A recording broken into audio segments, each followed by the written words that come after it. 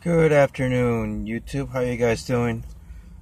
Excuse me. I am right now outside of our Red Lobster. Just went out to get something to eat. So, yeah, my mom had a gift card for $30. Well, for 100, and then she used it with my dad, and now I use whatever's left over. And I ordered a Craft Fest cooler, some sweet chili shrimp, fried shrimp, and a apple custard cake. I mean pie. I'm sorry. So that's what I ordered. So technically, it is all gone.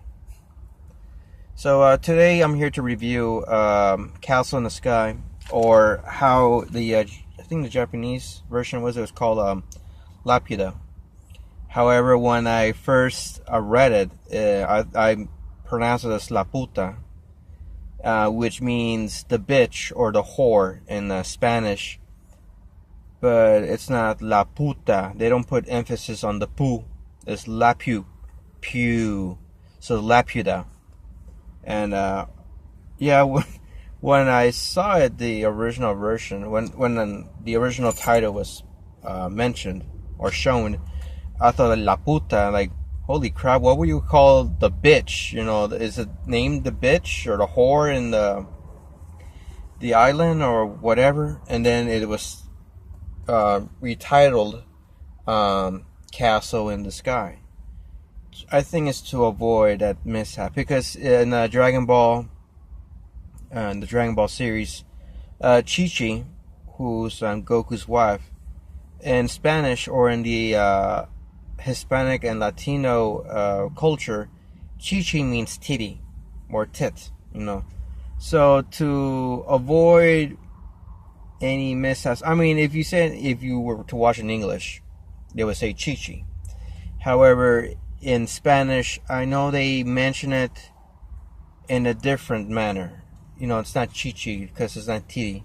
I think they call it milk or leche, which is Spanish for milk.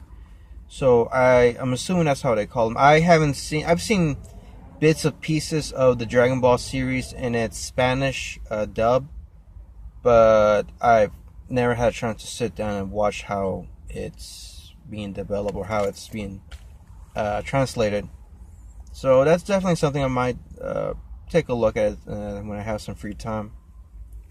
So Castle in the Sky is perhaps one of my favorite movies. I just watched. I've never seen it before.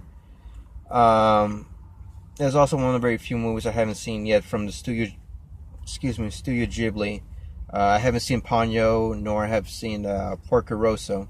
So those other two movies I'm planning to watch in the near future. And the new one that just recently came out, which is the Wolf Godfather. I can't remember. It's some kid and has a wolf as a bodyguard.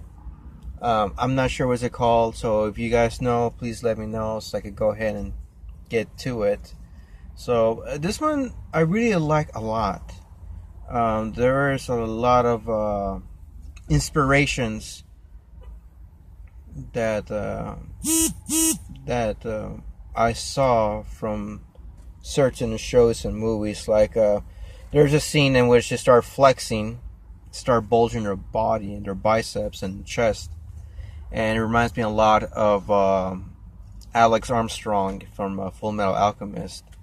And then there is this robotic arm bodyguard, and how he kind of uses his laser eyes to destroy stuff, and really reminds me a lot from the Iron Giant. And there's some other bits and pieces that I saw that said, "Hey, I wonder if these guys, took inspiration from that movie." So when I saw that, like, oh, I think that's what they got it from. That they kind of pay homage to that movie. So basically, what Castle in the Sky is basically this missing, basically castle or this island that floats around, and there's this girl who is related to this this castle, but the thing is that everyone's looking for her. This certain group, I think military group. I can't remember very well. Militant group, and then you got pirates, and then later on there's this boy who has some sort of a connection, well, some sort of a attachment to this girl. Helps her out along the way and finds help throughout the course of the movie. There's like almost an all-star cast in there. James Vanderbeek is the boy. I can't remember what's the boy's name.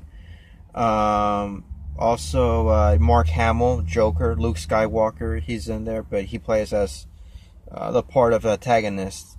And I mean, you can't go wrong with him, whether he's a good guy or the bad guy. He is so good and talented when it comes to voice talent. I just wish that in the movies they give him a chance to be more of a bad guy. I think, I'm not sure if Cockknocker would be like say like, yeah, that's a bad guy, because he is, but then again, like, he's only as that character for only like maybe a few minutes. So yeah, that would be for another story. That would be for another video. But I like how everything was slowly set. It was perhaps one of those kind of slow-paced movies that you gotta really pay attention, And for me, I liked, there were some parts that I was like, adrenaline pumping. There's the part where the carts, then the trains, and then with the dogfight and stuff like that. It caught my attention. However, there were some certain parts of the movie that I did feel a little bit sleepy. I don't call them. I wouldn't say the movie's boring at all. It's not. It's a really fun movie, but it's just, I think it was in that part, that it's a nice breezy room, nice breezy theater. Relax. I'm calm. I'm cool. I'm watching a movie, and sometimes you just doze off, and that's what happened. I kind of dozed off for about a good 30 seconds, but in the end, I really enjoyed the movie. And there's a little bit of pieces here and there that reminds me a lot of their first movie, which is Nausicaa of the Valley in the Wind, or during the 80s that I would call it Warriors of the Wind. So there were some bit of references here and there to that movie of Nausicaa. I wouldn't say reference. There's more like a little bit of kind of like characters or creatures that would come out from that movie. So maybe inspirations of that movie. But in the end of it all, I really enjoyed the movie a lot. It's a bit long movie. It's like 2.5 hours movie. So for me, when I was watching My Neighbor Totoro, I mean, for me, it felt short, but it was a really nice, decent length movie. There was no antagonist. There was nothing like that. It was just a buddy movie, just like kind of like Barney the Dinosaur. There's no antagonist. There's no good versus evil. There's just a couple of people who bump into this creature, or this two kids bumped into this creature, and basically that's a really happy-go-lucky movie. So yeah, I mean, this one I really liked. Castle in the Sky, I strongly recommend it. I would give it a 5 out of 5 right off the bat. It is a really good movie. I strongly recommend it. Yesterday was the last day to view or to show the movie. Sunday was the dub English, and then Monday was the Japanese audio or English subtitled, and then I think yesterday was one last time for either one of dub or subbed or both. So if you missed out, don't worry about it. You could always rent it or buy it at your local video store. But there is one movie that I'm really excited for next month, and is Nausicaa. that is basically my childhood movie.